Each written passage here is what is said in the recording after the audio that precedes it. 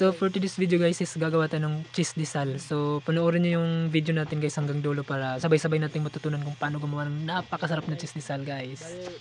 How? It's bread. Ito guys, 400 grams na white sugar.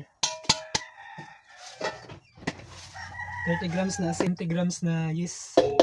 Kalahating kutsara lang guys ng bread improver. Tapos egg yellow guys na food coloring. Tapos kalahating lata ng gatas guys. Tapos isa't kalahati ng tubig. Sa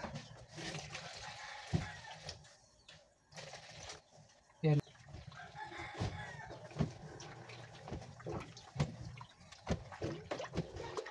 Ito guys, 80 grams na lard. Tapos 40 grams na margarine. Tinaan. I-mix ko rin yun. Saan natin nilagay yung first class guys?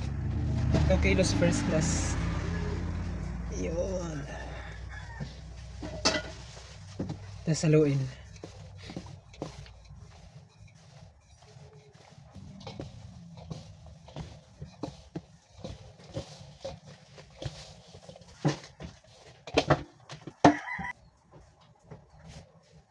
Hindi muna tayo nag-unit guys kasi medyo basa pa yung buhok.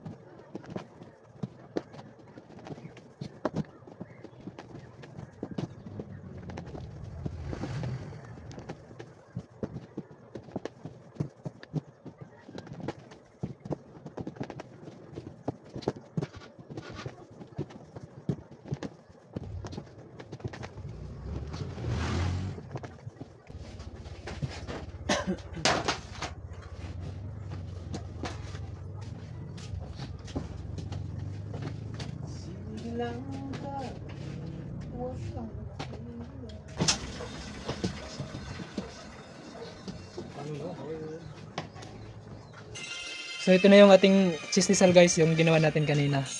Yan, kakaluto lang guys. Bale mainit-init pa ito ngayon.